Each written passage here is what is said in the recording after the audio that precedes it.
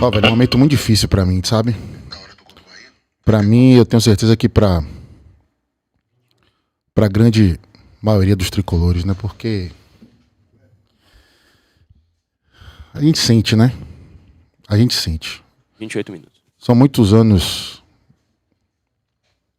nesse negócio. Eu comecei a trabalhar com futebol em 1999, né? Muita gente aqui nem era nascida. E a gente sente algumas coisas, né? Infelizmente, porque a gente está acostumado a presenciar certas coisas. Eu não queria falar isso, me dói muito ter que falar isso, mas eu vivi 3 rebaixamentos dentro do clube. Eu vivi outros como torcedor, como cronista. E o rebaixamento está desenhado. O rebaixamento do Bahia. É difícil admitir isso para mim, que lutei muito contra aquela onda de derrotismo em outro momento do campeonato, onde faltavam muitos jogos, onde a perspectiva era muito positiva com a chegada de Rogério Ceni. Mas o time deu sinais de reação, conseguiu 3 vitórias consecutivas. Mas agora, no momento de afunilamento, de confirmar dentro de campo a salvação, o time sucumbe mentalmente. A minha maior esperança hoje é que o Bahia canalizasse para dentro de campo toda a pressão que aconteceu de quinta-feira para cá. No pré-jogo que nós fizemos no Boteco do Caranguejo com os colegas do Info Bahia, eu falei que raras vezes, e olha que eu vivo o Bahia há quase 40 anos, 23 anos profissionalmente. Raras vezes eu vi, nessa história que eu testemunhei, muitas vezes de dentro do clube, 3 dias onde aconteceram tantas coisas. 3 dias tão intensos. Parecia que entre quinta-feira e hoje se passaram 60 dias. Porque o jogo acaba da maneira que acabou contra o Cuiabá. Tem aquele episódio dos jogadores indo para a beira da Bamô para ouvir reclamação. Algo que a mim não comoveu. Pareceu muito mais um factoide para dar uma satisfação simbólica que não resolve absolutamente nada. O que resolve é atitude, é comprometimento, é inteligência, frieza e eficiência dentro de campo. Depois surge aquela informação dada aqui no canal da Arino Senna via Sérgio Pinheiro, repórter de muita credibilidade da TV Globo, da TV Bahia, de que Gabriel Xavier e Jacaré tinham se recusado a aquecer para entrar no jogo contra o Cuiabá. E a partir disso acontece um choque de narrativas, né? Que Sérgio sustenta a versão dele, Jacaré, Gabriel Xavier e o próprio Bahia aparecem para negar. Isso gera uma série de discussões, né? Da torcida, sobretudo em redes sociais. Ontem o nome de Sérgio Pinheiro chegou aos Trend Topics do Twitter. Aí ontem a gente é surpreendido com a reunião da Bamô, com representantes do elenco, membros da diretoria. E assim, muita gente pensou assim, cara, muito tumulto, muita intranquilidade no ambiente do Bahia. Mas eu me apeguei na esperança de que todo esse turbilhão, como eu já disse, fosse canalizado pelos jogadores e fosse transformado em mais vontade ainda, em mais concentração ainda. Mas não foi o que aconteceu, né? A gente viu hoje um Bahia que sucumbiu, um Bahia anestesiado, um Bahia assombrado pelo peso da pressão de ter que vencer. E não é a primeira vez que esse time, infelizmente, nos dá sinais gritantes de falta de controle e de inteligência emocional. O Bahia fez um mau jogo hoje, não. O Bahia controlou as ações a maior parte do tempo. O estilo de jogo do Atlético Paranaense beneficia o estilo de jogo do Bahia, porque o Atlético Paranaense vem para cima e dá espaço. Foram 15 primeiros minutos, eu diria, de um não jogo hoje. Duas equipes que não conseguiram acertar nada, mas a partir dos 16, 17 minutos o Bahia começa, na transição, a partir de roubada de bola, de Rezende principalmente, e do monstro Acevedo, né? Que é uma exceção dentro dessa fraqueza psicológica que contamina o elenco do Bahia. Azevedo e Rezende roubando bolas, o Bahia na transição em velocidade, só que aí começam a aparecer os sinais de que esse time é fraco mentalmente. Porque quando é pra tocar bola, carrega. Quando é pra chutar, carrega. Quando é pra tentar o lance individual, se exime da responsabilidade. Quando é pra aparecer para receber uma bola, se esconde na marcação.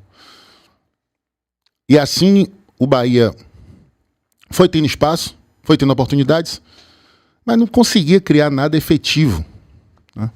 Teve um momento na partida que o Bahia tinha 15 finalizações contra 3 do Atlético Paranaense. Só que dessas 15, apenas 3 no alvo do Atlético Paranaense, levando pouco perigo. Faltam líderes para momentos de pressão como esse no time do Bahia. Líderes, por exemplo, eu falo do ponto de vista técnico e do ponto de vista emocional. Líderes que os nossos concorrentes diretos na disputa contra o rebaixamento têm. O Vasco hoje fez um gol nos acréscimos com o Payet, jogador de seleção francesa. Abriu o placar com o ex-artilheiro do campeonato argentino, Verratti. O Corinthians conseguiu vencer o Grêmio em Porto Alegre com um jogador a menos boa parte do tempo. O Grêmio que lutava pela liderança do campeonato. É um time que tem Cássio, goleiro de Copa do Mundo, goleiro campeão mundial. Tem Fagner, experientíssimo, jogador de Copa do Mundo também. Tem Renato Augusto. O Santos tem o goleiro João Paulo. Tem um jogador de seleção venezuelana, que é o Soteldo. Será que é coincidência que Cruzeiro e Bahia, que são times que não têm estas grandes referências de liderança e técnica, estarem nesse momento sendo os principais candidatos ao rebaixamento? Ainda assim, aos trancos e barrancos, inseguro, intranquilo, tenso, nervoso, sem saber aproveitar mais uma vez a atmosfera super positiva da torcida, o Bahia continua empilhando chances na segunda etapa. Só quero abrir um parêntese antes de falar do jogo. Não me venham dizer que a pressão é responsável pelo que o Bahia está passando. Pelo amor de Deus. A pressão da torcida e da crônica, na qual eu incluo nós influenciadores. O apoio ao time é incondicional, sim. Mas é um apoio crítico. Não é um apoio alienado. Porque a torcida do Bahia, apesar do treinador passado ter sugerido isso, quando falou que as nossas cobranças eram irracionais, o torcedor do Bahia não é burro e não é otário. O torcedor do Bahia apoia. Mas o torcedor do Bahia jamais vai aceitar mediocridade. Jamais vai se dar por satisfeito diante de uma campanha tão ridícula, tão enfadonha, tão patética. O torcedor do Bahia não se acostumou com essa realidade. Quando a gente não tinha dinheiro, vai se acostumar agora? Que a gestão do futebol do Bahia é do Grupo City? Então não me venha com esse discurso. E eu não me arrependo de nada do que eu faço aqui. Nada. E eu tenho certeza que a maior parte da torcida está do meu lado. Até porque aqui nós somos criteriosos. E aqui a gente não lucra e não torce pelo fracasso do Bahia. A tragédia aqui não é e nunca foi combustível pra gente. A gente quer o Bahia bem. Mas o nosso apoio foi e sempre será crítico. Até porque esse é um canal de jornalistas. E essa é a nossa obrigação. Profissional, inclusive. Ninguém tá aqui pra brincadeira. Vocês são testemunhas, né? De como a gente fica feliz, todos nós, quando o Bahia ganha. Então, voltando ao jogo. Mesmo com esse tanto de intranquilidade, com esse tanto de erro de passe, com esse tanto de erro de tomada de decisão, que é uma constante dessa campanha torturante. A palavra é essa. Nós, torcedores do Bahia, somos torturados rodada após rodada neste Campeonato Brasileiro. É uma tortura que desgasta. Em outros tempos eu estava aqui, né? Vocês sabem, no chilique e tal, mas eu tô perdendo energia para isso.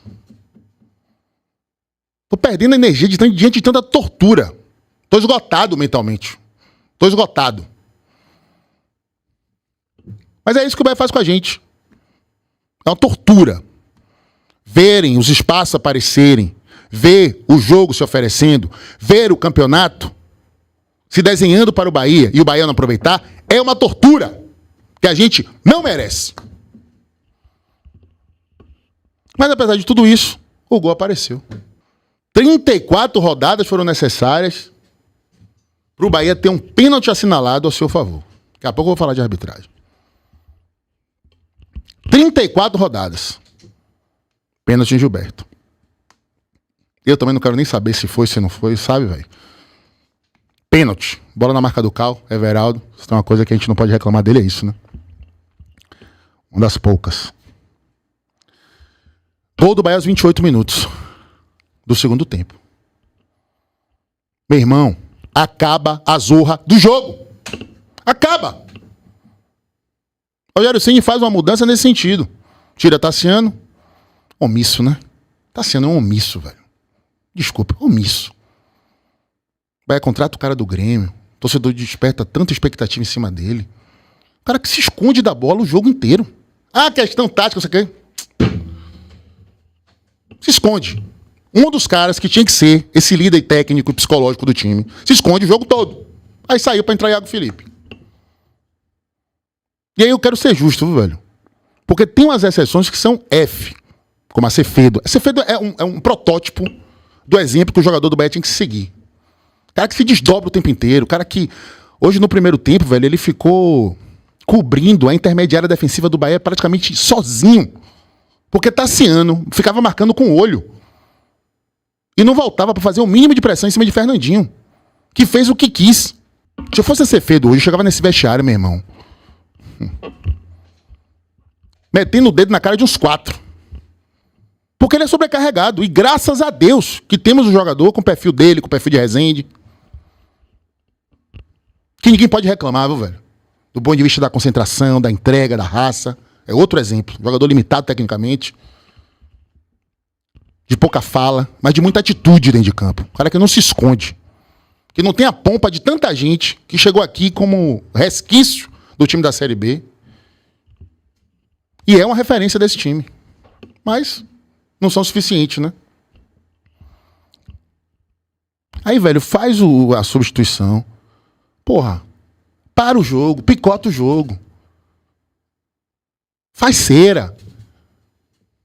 Faz falta. Irrita o adversário. Provoca. Faz elogios. A árvore genealógica.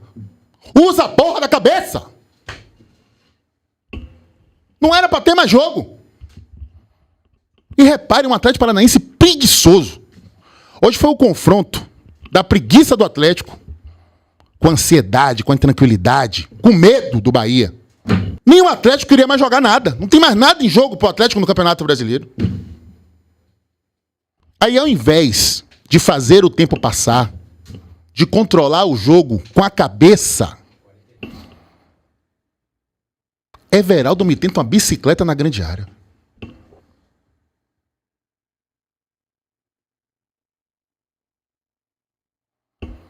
Uma bicicleta na grande área aos 41 quase, né? Porque é a partir daí que o lance se sucede e gera o escanteio que ocasiona o gol do Atlético Paranaense aos 42 do segundo tempo. Aí, meu Deus, isso aqui é coisa patética, coisa ridícula. Coisa ridícula, velho, coisa ridícula. É o símbolo da cabacice deste time. Da falta de malandragem. Os caras parecem que começaram no futebol hoje. E assim, eu tô muito à vontade pra falar sobre isso, sabe por quê? Eu comecei, como eu disse aqui, a trabalhar com futebol em 99. São 24 anos. Boa parte do elenco do Bahia não era nem nascido, eu já estava nessa zorra. Já vi tanta coisa. Mas poucas vezes eu vi um time do Bahia tão inocente. E aí depois daquele velotró, aquela coisa medonha. E Everaldo não era nem um dos piores em campo, viu? Fazendo seu trabalho ali. Se bem que hoje eu achei ele muito mais parecido com o Everaldo da era Paiva, atuando muito fora da área, do que o Everaldo da era Ceni. Aí o lance isso cede, escanteio para o Atlético Paranaense. Velho. Fosse uma jogada assim, sabe, amigos, amigas e Hugo?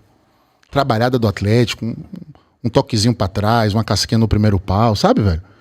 Uma jogada assim bem trabalhada do Atlético, bem normal. Mas um cruzamento direto para um jogador que não é nem tão alto assim. Pelo amor de Deus, velho. Pelo amor de Deus. Aí gol do Atlético Paranaense. Nossos líderes técnicos, infelizmente, estão mostrando incapacidade mental para lidar com esse momento. Eu diria até incapacidade física do caso de Cauli. Muito mal hoje o Cauli, né? E repare, nem tô falando aqui, velho, que falta transpiração, que os caras estão de má vontade, nada disso. Não acho que seja isso. A Biel, por exemplo, véio, pega a bola e parece uma petonta. Tentar resolver sozinho quando não é pra resolver. Teve um lance que ele sofre uma falta no primeiro tempo, na entrada da área, que ele puxa por dentro. Tinha um jogador na esquerda, livre de marcação, velho, pra ele tocar. Everaldo. Aí ele puxa pra dentro pra quê, velho? Vai quantas e quantas vezes, velho? Biel tinha opção de jogadores melhores colocados em projeção, em alta velocidade, como eu gosto de jogar, e tentando a jogada individual. Então, meus amigos, o que eu tenho pra dizer nesse comentário inicial é isso. O rebaixamento do Bahia está desenhado. Nós temos um ponto a mais do que o Cruzeiro, só que a gente só tem 4 partidas para disputar. 2 fora e 2 em casa. O Cruzeiro tem 6 partidas a disputar. O Vasco, que tem 2 pontos a mais do que a gente, tem um jogo a mais para fazer. E eu digo isso com dor no meu coração. Não é derrotismo, velho. É consciência. É experiência. E é honestidade. Porque quem acompanha a minha carreira, pode falar tudo de mim. Menos que eu não sou uma pessoa transparente, espontânea, honesta. Ou que eu seja uma pessoa incoerente. Não confunda o que eu estou dizendo aqui com derrotismo. Mas, velho, até otimismo. E olha que vocês sabem que eu sou muito. Já comprei várias brigas aqui por conta disso. Mas até otimismo tem limite. A situação é a pior possível. Nós tivemos 2 jogos em casa para fazer 6 pontos. Contra adversários muito acessíveis. E nós só conseguimos 1 ponto. Porque é um time fraco mentalmente e incompetente. Incompetente. Eu estou focando hoje muito nos jogadores, mas tudo isso é resultado de uma série de equívocos cometidos ao longo da temporada. Eu estou falando com você também, professor Eduardo Santoro. Você que escolheu o treinador com perfil completamente equivocado. Você que não teve coragem de mandar esse cara embora. Você que montou o time num processo caótico. Você que não tem representatividade nos bastidores da CBF.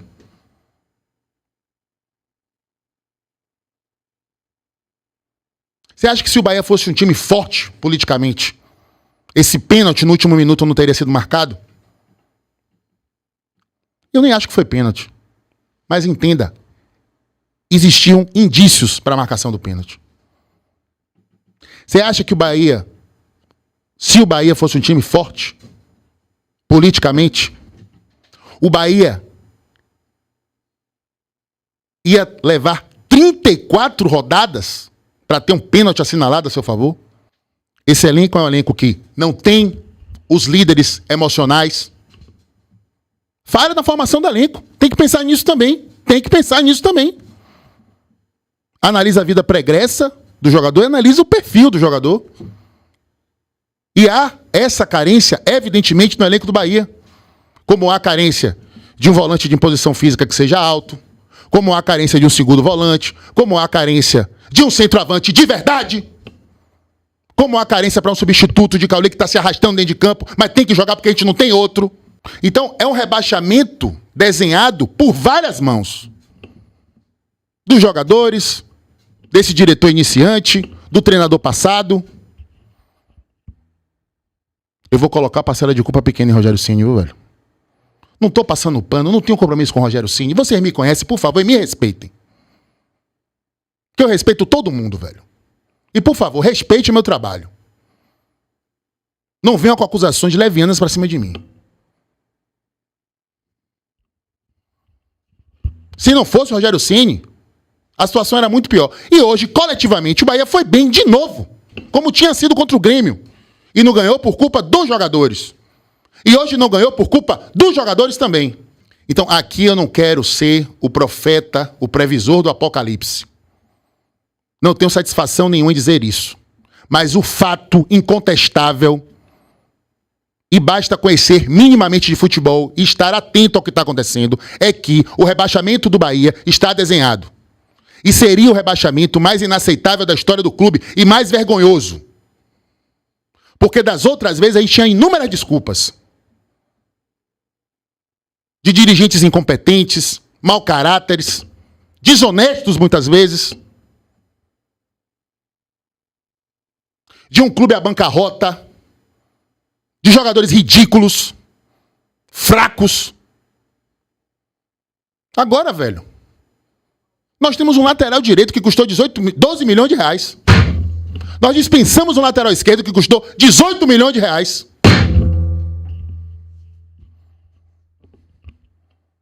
Nós temos uma folha salarial que, segundo o contrato da SAF, tem que ser no mínimo de 10 milhões de reais para elenco de futebol profissional. É o suprassumo inédito da incompetência da história do Bahia. Nunca se fez tão pouco com tanto. Agora, meu otimismo é um teimoso incorrigível. Eu vou até olhar para vocês. Com essa minha cara de abestalhado. Eu ainda acredito. Enquanto a matemática disser que há chances, eu vou acreditar. Eu sou Bahia e eu tenho um agravante, eu vivo disso, velho. O rebaixamento para mim é uma tragédia psicológica, emocional e financeira e profissional. Então eu tenho a obrigação de acreditar. Mas não vou pedir para ninguém acreditar, não. Cada um bote a mão na sua consciência e resolva o que deve fazer.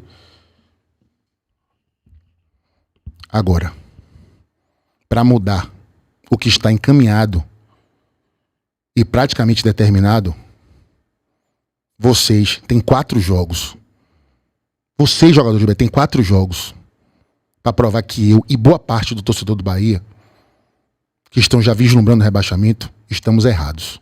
Vocês têm a obrigação de tentar resgatar a esperança de muita gente que está perdida. Mas não é com reuniãozinha com o Bamor, não é com ir pra beira da Bamor, ou Vila Múria. Não é com um monte de disse-me-disse, não é com um monte de palavrinha bonita em rede social. É com controle emocional, é com concentração, é com determinação, é com raça. Vocês têm a obrigação de lutar contra essa tragédia até o final. Porque tá todo mundo ganhando em dia. A maioria absoluta de vocês, esmagadora de vocês, ganha mais de 3 dígitos e merecem ganhar, viu? Mas mais de 3 dígitos não. Mais de 3 dígitos, me empolguei. Vocês ganham 3 dígitos de salário e vocês merecem ganhar isso. Eu não contesto o valor do jogador de futebol profissional, não, nesse funil estreitíssimo, neste nível que vocês se encontram. Vocês têm muito mérito para estarem aqui. Mas honrem esse mérito. Honrem a oportunidade única de vestir essa camisa. Sintam vergonha de serem protagonistas possíveis de um dos maiores fiascos daquele que se anuncia um dos maiores projetos esportivos da história do futebol brasileiro. Joguem pela honra, pelo respeito ao torcedor, pelo futuro de perspectiva na carreira de vocês. Tudo não é o suficiente, não. Deem mais do que tudo. E tentem evitar o pior. O apoio dessa galera, dessa massa, vocês vão ter. Façam mais por onde. Like, eu quero like. Simbora, Darinho! Dá o dedo do like aí!